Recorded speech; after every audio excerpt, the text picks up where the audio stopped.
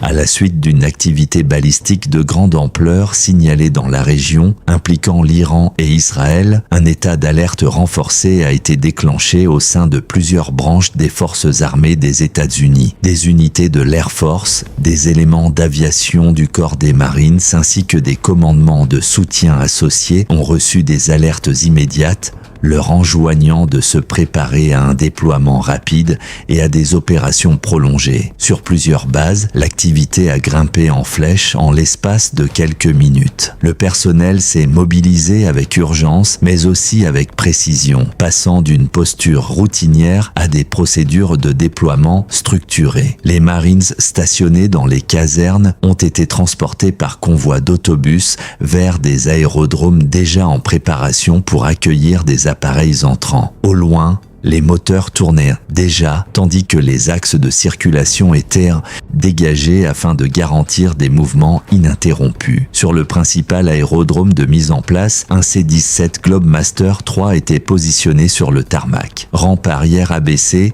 prête à être chargée. Dès l'arrivée du personnel, les troupes ont commencé à embarquer en rangs organisés, transportant leur équipement essentiel et se préparant à une mission de longue durée. À l'intérieur de la soute, les équipes au sol travaillaient simultanément, guidant des chariots élévateurs et des véhicules de transport chargés d'équipements de mission, générateurs portables, systèmes de communication, kits médicaux, conteneurs de munitions et fournitures de soutien. Chaque élément était solidement arrimé afin d'assurer la stabilité durant les vols de longue distance. L'appareil n'était pas affecté à une seule destination. Il était programmé pour un transit à étapes multiples avec une escale supplémentaire dans une autre installation militaire afin de récupérer davantage de personnel et d'équipement avant de poursuivre vers le Moyen-Orient. L'objectif était clair, établir un flux de transport continu et renforcer les positions avancées grâce à un soutien logistique soutenu. Dans les installations voisines, des opérations similaires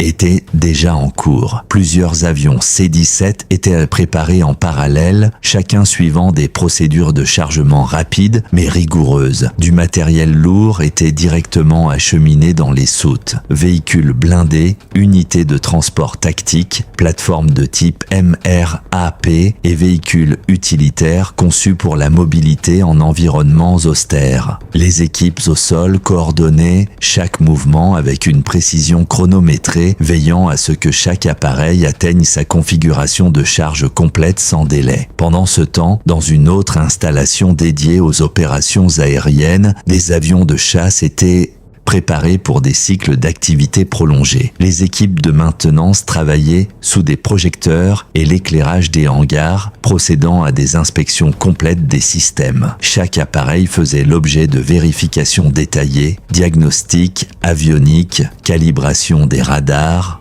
contrôle des systèmes électriques et vérification des surfaces de contrôle. Les points d'emport d'armement étaient inspectés et préparés pour l'installation de munitions guidées de précision et de systèmes RR. Les réservoirs de carburant étaient remplis, les entrées d'air examinées et les panneaux extérieurs sécurisés. La préparation se déroulait de manière méthodique et continue. Rien n'était précipité, mais tout avançait rapidement. Chaque appareil devait satisfaire à des normes strictes de disponibilité opérationnelle, des opérations aériennes soutenues étant attendues dans les jours à venir. Les techniciens se relayaient d'un avion à l'autre, reproduisant des procédures identiques afin d'assurer cohérence, fiabilité et état de préparation au combat pour l'ensemble de la flotte. Ailleurs sur la base, le personnel terrestre se préparait à un déploiement prolongé. Les soldats rassemblèrent leurs effets personnels,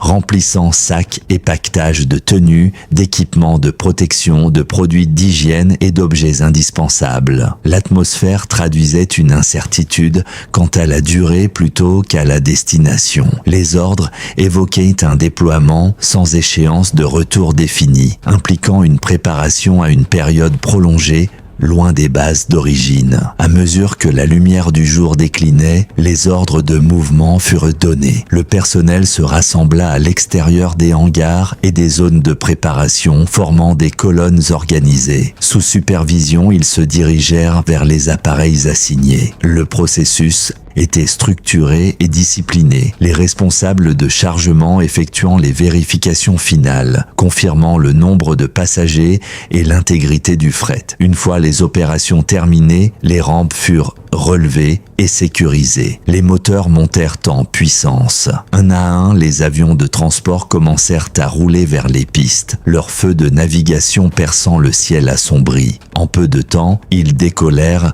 s'insérant dans des trajectoires de départ contrôlées avant de disparaître dans la nuit en direction de leur zone d'opération. À leur arrivée au Moyen-Orient, le rythme des opérations se poursuivit sans interruption. Les appareils atterrirent en séquence, roulant vers les zones de déchargement assignées. Les rampes arrière furent abaissées immédiatement après les procédures d'arrêt et les équipes de déchargement entamèrent une opération coordonnée. Le personnel débarqua en ligne ordonnée, récupérant son équipement et se dirigeant vers les zones de briefing et d'hébergement sous la direction des équipes de coordination de la base. Les véhicules furent détachés et conduits hors des soutes sous supervision. Les palettes de ravitaillement furent retirées à l'aide de chariots élévateurs, puis transportées vers des dépôts temporaires. Les équipements de communication, les systèmes de soutien et le matériel logistique furent rapidement répartis vers des zones de stockage ou d'opération désignées. Chaque appareil, une fois vidé,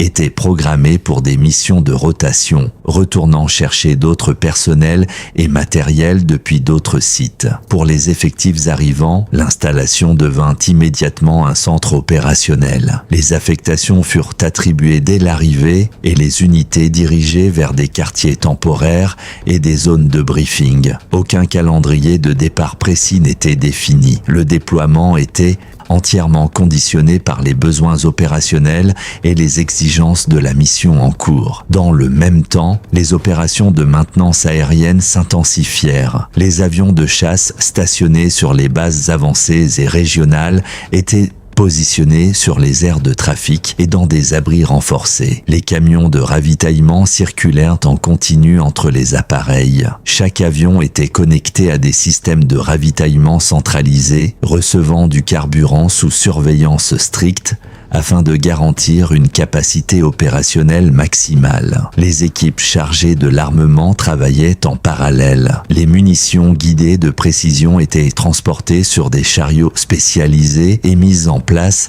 à l'aide de dispositifs de levage mécanique. Chaque munition était fixée sous les ailes, puis intégrée électriquement au système de l'appareil. Les connexions de données étaient vérifiées, les dispositifs de sécurité installés et des contrôles d'alignement finaux réalisés. Des inspections visuelles suivaient chaque installation afin de confirmer l'intégrité structurelle et la fixation correcte. Ce cycle se répétait sur l'ensemble des appareils alignés: ravitaillement, inspection, chargement de l'armement, vérification des systèmes et contrôles finaux formèrent une boucle continue. Les techniciens passèrent d'un avion à l'autre avec une efficacité synchronisée, veillant à ce qu'aucun appareil ne reste non préparé. Et alors que la situation continue d'évoluer, de nouveaux développements sont attendus dans les jours à venir. Restez attentifs aux prochaines mises à jour et si vous souhaitez rester informé en continu des évolutions à mesure qu'elles sont signalées, assurez-vous de vous abonner et de suivre pour une couverture